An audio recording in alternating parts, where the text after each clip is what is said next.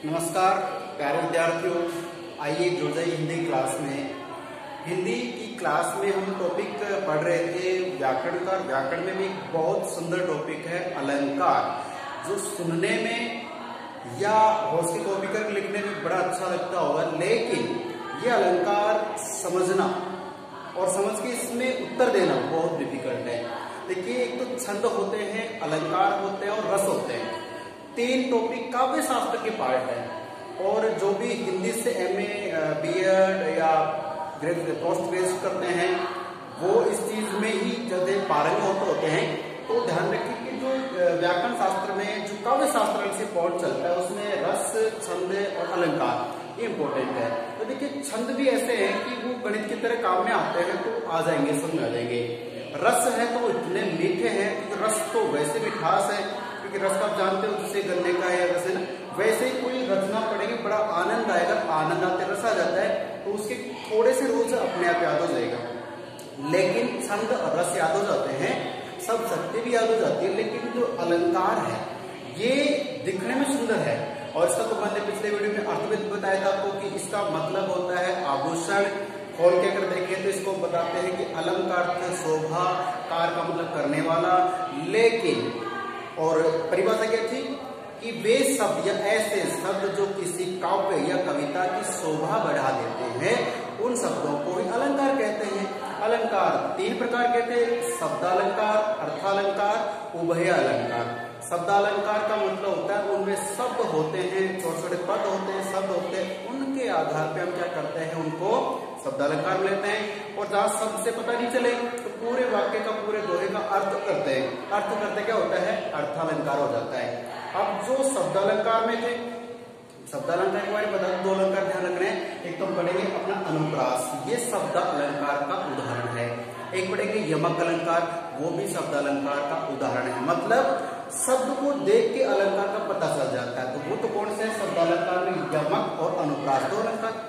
अब कुछ है अर्थालंकार, जैसे श्लेष अलंकार है, यमक अलंकार है, श्लेष है, उपमा है, उत्प्रेक्षा है, विभावना है, उदाहरण है, दृष्टांत, बहुत से अलंकार है। वो जाएंगे अर्थालंकार में, क्योंकि इसमें पूरे वाक्य का अर्थ लगाया जाता है, तब जाके समझ में आता है कि इसमें अर्थालंकार है। और एक हमारा उभय अलंकार है। तो उभय अलंकार में क्या होता है कि जो शब्दालंकार में भी आ रहे हैं और अर्थालंकार में भी आ रहे हैं, उनमें होता है जैसे, फिर वो किसमें आएंगे, वो हमारे आ जाएंगे उभय अलंकार में, दोनों में आ रहे हैं। तो वो हमारे, आपको मैंने बताया था, एक तो वक्रोक्ति अलंकार होता है। कौन सा, वक्रोक्ति होता है, और एक अपना श्लेष होता है। खैर छोड़िए, तो हम बात करते हैं बिंदु की कि हमसे व्याकरण में अलंकार का अर्थ, परिभाषा, प्रकार पढ़ चुके हैं। अब बात कर रहा हूं आपके सामने कि अलंकारों में सबसे नंबर 1 जो 9वीं से 12वीं तक प्रत्येक किताब में आपको हर कविता मिल सकता है, वो होता है अनुप्रास। कौन सा प्रास, अनुप्रास पढ़ना मेरे भाई, च्यवनप्राश मत कर लेना। च्यवनप्राश सोना चांदी जो वाला होता है वो सर्दी में काम लेते हैं, वो च्यवनप्राश होता है। हम अनुप्रास पढ़ रहे हैं, ठीक है। चलिए, क्योंकि हिंदी है तो रस तो आना जरूरी है। चलिए अब बात करें कि अनुप्रास अलंकार की परिभाषा। एक मैं आपको छोटा सा ट्रिक बता दो, शब्द में छुपा हुआ है। अनु का मतलब है अनुगामी होना, पीछे पीछे चलना। तो एक बात बताओ, जब हम किसी के पीछे चलेंगे तो हमारे सामने कोई ना कोई रहेगा और हम उसके जैसे ही करेंगे। वो दौड़ रहा है, हम भी दौड़ रहे हैं, वो धीमे हो गए, हम भी धीमे हो गए हैं, वो बैठ गए, हम भी बैठ जाते, उसके जैसे, अर्थात समान समान समान। इसका मतलब वो घूम फिर के वहीं आ गया, हम भी वहीं आ गए। मेरा मतलब है कि देखिए, जहां एक या अनेक, एक वर्ण भी हो सकता है, अनेक वर्ण भी हो सकते हैं। एक या अनेक वर्ण क्या करते हैं, वर्ण दो या दो से अधिक आवर्ती होती वर्णों की क्या करते हैं। देखिए, जहां एक या अनेक वर्ण दो या दो से अधिक की बात कर लीजिए, यहाँ पे मिसप्रिंट थोड़ा सा लिखा नहीं है, दो या दो से देखिए लिखा हुआ अधिक, बार बार एक ही क्रम में रखे जाते हैं, अर्थात वर्णों की आवृत्ति होती है, तो वहां पे अनुप्रास अलंकार होता है। सीधे सपाट शब्दों में समझना है कि एक वर्ण भी हो सकता है, वो एक वर्ण यहाँ पे आया, फिर वहां पे आया, फिर आगे आया। या फिर मान लो जैसे उसी शब्द की बात करें तो उसमें क्या है, जैसे मैंने अभी पिछले में कनक कनक है तो उसमें कै भी आ रहा है, न भी आ रहा है ना, ऐसे।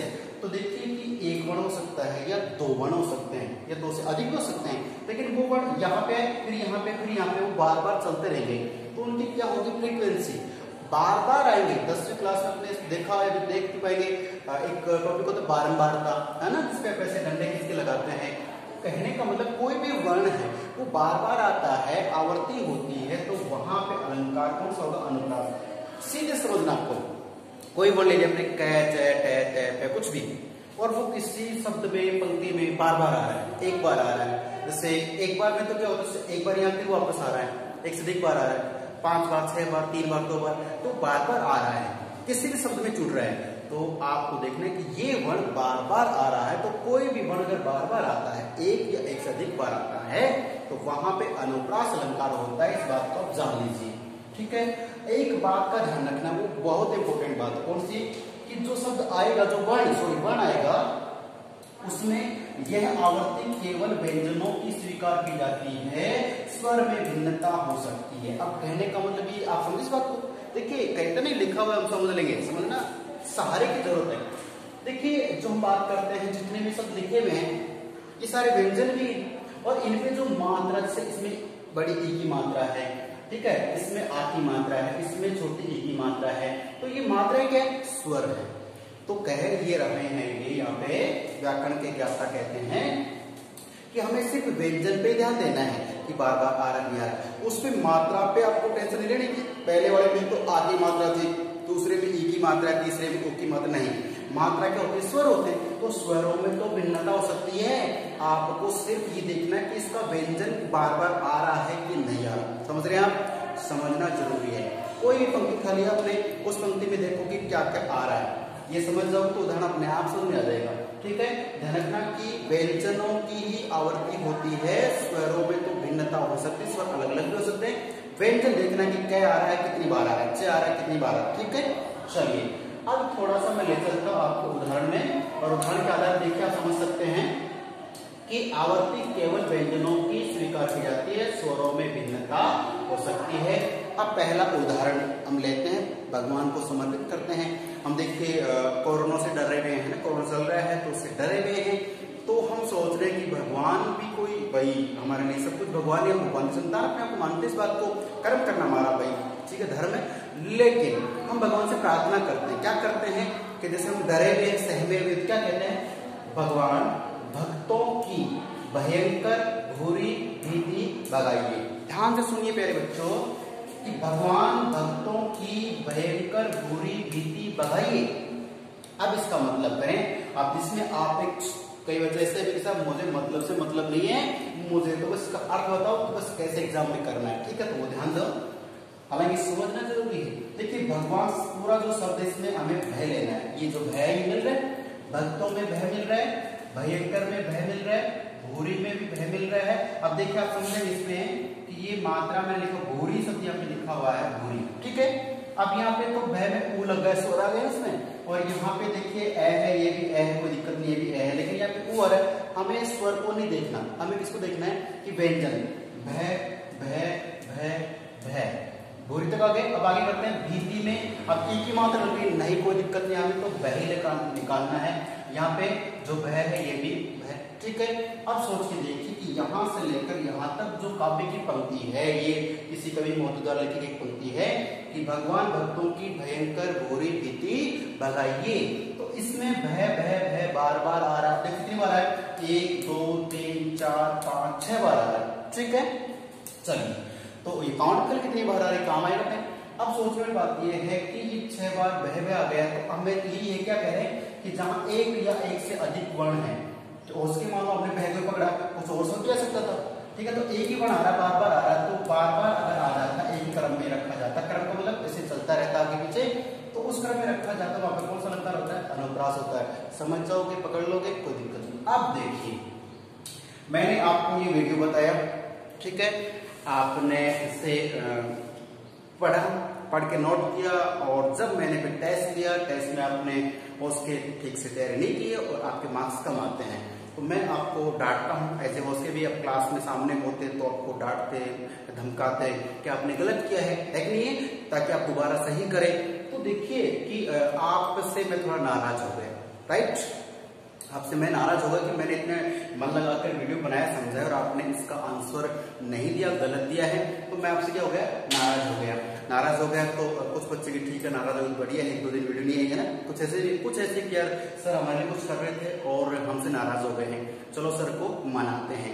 मनाने का भी एक तरीका है, देखिए क्या है, कुछ बच्चे है ना अलंकार को ही कि सर अलंकार पढ़ाते हैं, तो देखिए अलंकार के माध्यम से सर को भाई हम अपने माफी देते हैं या सर से रिक्वेस्ट करते हैं। तो कैसे करते, देखिए किसी बच्चे ने लिखा कि सर भूल हुई है भूल से, कि हमने आपने वीडियो भेजा, हमने पढ़ा और हमने इसको आंसर नहीं दे पाए, हमने पढ़ाई ठीक से नहीं किए, तो हमसे क्या हो गई, भूल हो गई। लेकिन सर वो भूल, वो गलती कैसे हुई है कि भूल हुई है भूल से, भूल को भूल समझकर भूल जाना, भूलना सिर्फ उस भूल को भूल से हमें न भूल जाना। अब देखिए कुछ बच्चे एक सेकंड तो एक शेर शायरी हो गई, बिल्कुल हो गई है। जब आपका कोई परिचित, कोई जानकर आपसे नाराज हो जाता है, आप उसे मनाने के लिए फोन करते हैं, व्हाट्सएप करते हैं, पत्र लिखते हैं, उसमें ये पंक्ति लिखते हैं, क्या लिखते हैं कि भूल हुई है भूल से, भूल को भूल समझकर भूल जाना, अरे भूलना उस भूल को भूल से हमें न भूल जाना। अब इसे आप शेरो शायरी कहे, दोहा कहे या अपने किसी प्रिय को मनाने के लिए कहे, मेरा मतलब है अलंकार समझाना। अब देखो क्या है इसमें कि हमें देखना है कि कौन सा ऐसा वर्ण जो बार बार आ रहा है। तो देखिए यहाँ पे भय, भय, भय, भय, भय, यहाँ पे भय और यहाँ पर भी भय, यहाँ पर भय और यहाँ पर भय, मतलब एक ही वर्ण है, उसकी आवृत्ति बार बार हो रही है। हम समझ चुके हैं कि यदि किसी वर्ण की आवृत्ति बार बार होती है वहां पे अनुप्रास अलंकार माना जाता है। समझ चुके हैं आप, चलिए तो ये पॉइंट हमारा क्लियर हो गया है। अब देखिए थोड़ा सा बड़े लेवल पे और बात करें काव्य का, कोई कविता पढ़ रहे उसमें कोई शब्द आ रहे, अभी मैंने पिछले वीडियो में बताया था आपको कानन कठिन, ठीक है ना, कानन कठिन है, भयंकर भारी है, घोर घाम है, बार बयारी है, उसमें कानन कठिन कै और कै, भयंकर भारी में भय और भय। तो उस एक ही पंक्ति में कई प्रकार के वर्ण आ रहे थे, वो भी अनुप्रास था। इसमें एक ही वर्ण बार बार ये भी अनुप्रास है। अब यहां तक ठीक है कि आपने अगर बार बार फ्रीक्वेंसी देखी, आप क्या करोगे, उसे अनुप्रास मान लोगे। बड़ी क्लासों में जाते हैं, कॉलेज में जाते हैं, कॉम्पिटिशन एग्जाम में जाते हैं, वहां पे भी अनुप्रास आएगा, लेकिन थोड़ा सा अलग अंदाज में। किस अंदाज में आएगा, देखिए वहां पे आपसे पूछ लेंगे कि अनुप्रास जो है, इसको दे देंगे, बोलो ये आपको दे दिया कि ये भगवान वाला है, इसमें आप कौन सा अलंकार है, वो पूछ लेंगे कि अनुप्रास का कौन सा भाग है। उसका मतलब आज तक हमने पढ़े थे अनुप्रास अलंकार होता है, अब ये जानेंगे कि अलंकार के भी भाग होते, कितने, 5 भाग होते हैं। तो इसमें कौन सा है, तो देखिए यहाँ पे 1 2 3 4 5 6 बार एक ही बना रहा है। इसका मतलब ये हो गया कि सब 6 बार आए तो कौन सा, 3 बार आए तो कौन सा। तो इसका एक ट्रिक ध्यान रखना है, इसके 5 भेदों में से कोई एक भेद है। इसका उत्तर बताएंगे, लेकिन आपको देखता हूं मैं इससे अगला एक पॉइंट पे रहती भूल हुई भूल से, इसमें भी क्या है, करीब 6-7 बार आ रहा है, एक नहीं है। अब हमें देखना है कि एक बार आता है तो आप एक बार तो कराएगा नहीं, एक बार तो नहीं करें, एक से अधिक 2 बार आता है। अगर 2 बार आता है तो कौन सा अलंकार, कौन सा अनुप्रास है, 3 बार आता है तो कौन सा है, 3 ज्यादा आता है तो कौन सा है। तो प्यारे बच्चों, आप वीडियो बड़े थोड़ा सा बड़ा होगा, लेकिन आप इंटरेस्ट लेके पढ़िए, रुचि लेके पढ़िए, बहुत इंपॉर्टेंट टॉपिक, लाइफ में काम आएगा, ठीक है। तो देखिए कि अनुप्रास के मुख्य 5 भेद होते हैं, मुख्य रूप से 5 भेद। कौन कौन से 5 उंगली होते हैं हमारी, याद रखना, अनुप्रास, ठीक है। इससे खाता चवनप्रास, ये है अनुप्रास, ध्यान दें। 5 जो है ये है, पहला छेका अनुप्रास, लिखने के लिए छेका अलग लिखता, अनुप्रास अलग लिखता, उसका एक का इसमें छेका अनुप्रास। अब छेका अनुप्रास की परिभाषा भी लिखाएंगे आपको, सब कुछ उदाहरण बताएंगे, लेकिन आप ध्यान दो, हम 5 भागों को ऐसे याद करें कि अभी हमें कुछ न कुछ ट्रिक के माध्यम से याद है कि छेका में क्या होता है। देखिए छेका अनुप्रास का मतलब एक शॉर्ट ट्रिक माने कि छेक शब्द से बना छेक, छेक को अपन हिंदी राजस्थानी भाषा में छेक का मतलब छेद से ले लेते हैं। किससे लेते हैं, छेद से। मान लीजिए ये मेरे पास एक पेन है, राइट, इस पैर के मैं क्या करता हूँ, कोई जैसे सुई या पिन लेकर छेद करता हूँ। छेद यानी छेद करना। अब मैं यहाँ से करता हूँ, दूसरे पेन से मान लीजिए मैं ऐसे छेद करने का प्रयास कर रहा हूँ, ठीक है। तो इसकी जो किनार है, एक छेद इधर से हो जाएगा और एक छेद नीचे से होगा, तब तो ये आर पार निकलेगी। तो इसको हमने यहाँ से था और ये नीचे तक निकल गया है। तो एक छेद कहाँ गया, ऊपर, एक का हो गया नीचे। तो छेद का मतलब कितनी सतह को क्रॉस करता है, ये 2 सतह को, ऊपरी सतह और निचली सतह, ठीक है। साइंस ज्योग्राफी से इसमें आ गई है। कहने का मतलब छेद किसी भी आप दीवार में निकालते हैं या लकड़ी में निकालते हैं तो कम से कम 2 सतह तो क्रॉस करनी पड़ती है। इसका मतलब है कि छेका का मतलब 2, और हम पढ़ रहे हैं किसको, अनुप्रास को। इसका मतलब ये हो गया कि यदि कोई वर्ण 2 बार आता है, छेद करता है 2 बार आता है, तो वो हमारा जो अलंकार होगा वो छेद का अनुप्रास अलंकार होगा।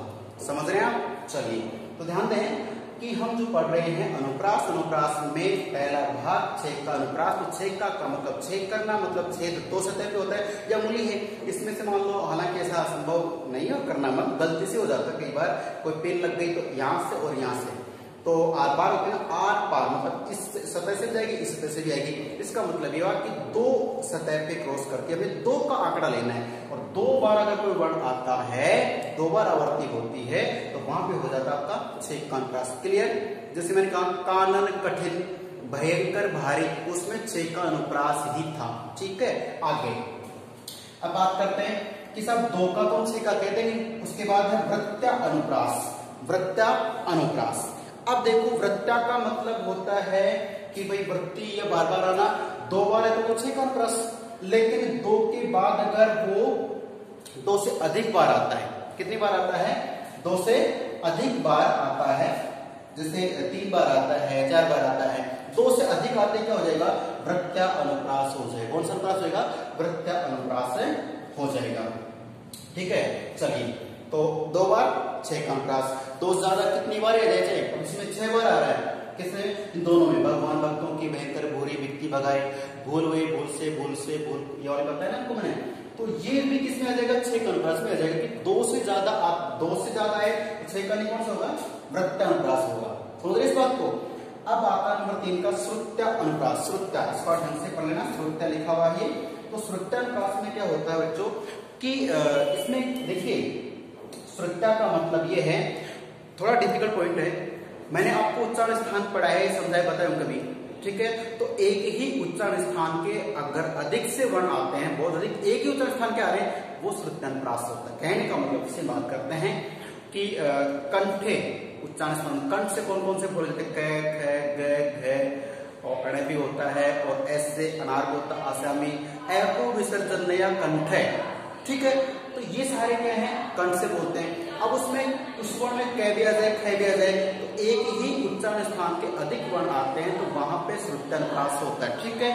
आगे अंत्या अनुप्रास। अब अंत्या, अंत्या का मतलब होता है अंत में। अंत समझते हो ना, अंत कोई भी पंक्ति है तो अंत में जो क्या होगा, इसमें स्वर आएगा, स्वर की आवृत्ति होगी, अंत्या अनुप्रास, अंत में, ठीक है।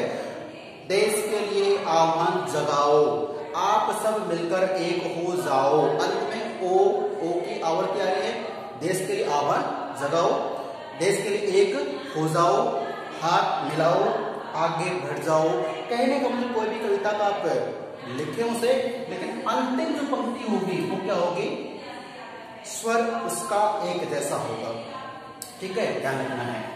तो ध्यान रखना कि अंतिम स्वर है वो क्या होगा, अंत्या अनुप्रास हो जाएगा। और बात जो 5वां अनुप्रास है वो सीधी सी बात है, सारे कई बार क्या होता है कि आप लोग, हालांकि आप तो बहुत समझदार बच्चे, कुछ बच्चे ऐसे होते हैं जो माँ बाप की डांट से घर छोड़ के निकल जाते हैं या 2 दिन घर नहीं जाते हैं, ठीक है ना। लेकिन हिंदी में कहावत है कि सुबह का भूला अगर शाम को घर आ जाता है उसे भूला नहीं कहते, उसे गलती माफ कर देते हैं। और ये बहुत ही गलत आदत है, न तो हमें किसी और को सजेस्ट करना चाहिए न खुद को। चाहे कितना ही संकट दुख पीड़ा चिंता क्यों ना हो, घर कभी नहीं छोड़ना चाहिए। माता पिता जो भी आपको डांटते हैं समझाते हैं वो हमारे हक के लिए कहते हैं। ये चीज उस समय समझ में नहीं आती, बाद में आती है, ठीक है। प्यारे बच्चों, मैंने इससे ये बताया है कि जो बच्चा मान ले घर छोड़ के निकल गया, चलो काम के लिए निकल गया या कैसे गुस्से से निकल गया, अब वो घूम फिर के वापस क्या करेगा, लौटेगा। लोटा, लोटा से बना दे लाटा, क्या बना दे, लाटा, वापस, ठीक है, लास्ट का है इसमें लाटा और लौटा यानी वापस आता है वो। अब लौट के जब आता है तो जैसा वो गया था वैसा ही आ गया, तब तो हम अपने बच्चे को अपना लेते हैं, स्वीकार कर लेते हैं। ठीक है, गलती से आप निकल गए 5-6 महीने के लिए, फिर वापस मम्मी पापा की याद आई, आप चले गए, तो जैसे गए थे वैसे आगे तो अपना लेते हैं। लेकिन मान लो आप गए थे सिंगल, वो क्या डबल आ रहे हो, तो डांटेंगे ना।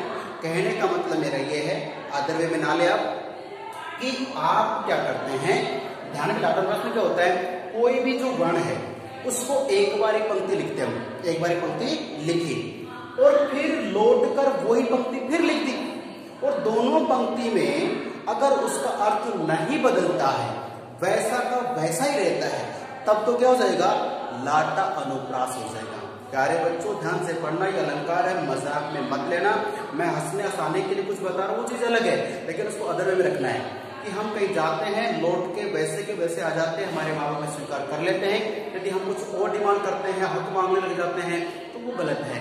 मतलब एक वाक्य लिखो, उसका अर्थ आप समझ गए, फिर उसके जैसा मिलता जुलता दूसरा वाक्य लिख दो, और उसका और दोनों का अर्थ बदलना नहीं चाहिए, वैसा ही होना चाहिए, तब तो है लाटा अनुप्रास। आपने एक वाक्य लिखा और फिर दूसरा फिर लिखा और दोनों वाक्यों का अर्थ बदल गया, तो आपका अनुप्रास नहीं रहेगा, यमक हो जाएगा। जैसे मैंने कहा था ना, कनक कनकते शोभनी, तो एक कनक तो सोना और दूसरा कनक धतूरा, दोनों का अर्थ बदल गया है ना।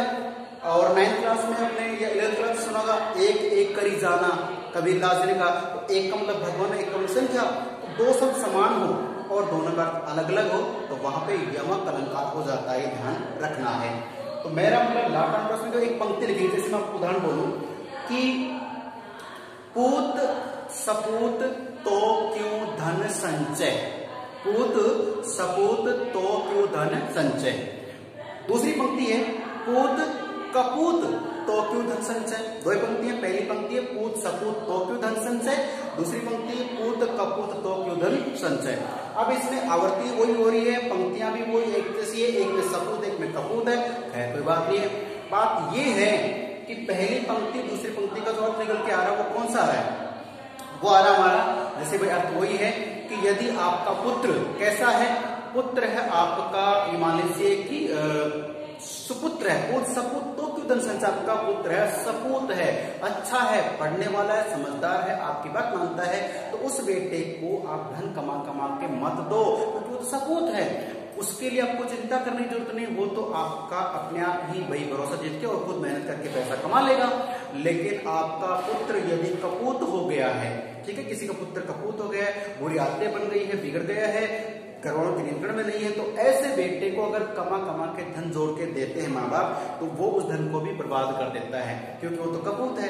तो कपूत है तब भी उसको पैसा मत दो, और सपूत है तो वैसे देने की जरूरत नहीं, वो अपने आप कमा लेगा।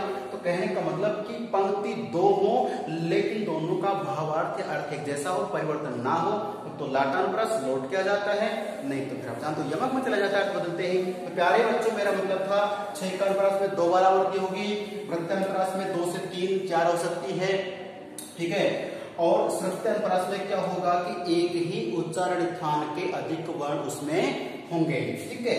उसके बाद आता है अंतरप्रास, अंतरप्रास में अंत में एक स्वर की ध्वनि आएगी, देश के लिए आह्वान जगाओ, सब मिलकर एक हो जाओ, सब में अंत में ओ आ रहा है, इसमें अंतिम ध्वनि को पकड़ना हो। इसमें क्या है कि एक पंक्ति लिखते हो और दूसरी पंक्ति जब लिखते हैं तो दोनों पंक्तियों का समान होना चाहिए, ठीक है ना, बदलना नहीं चाहिए, इस बात का मतलब ये था।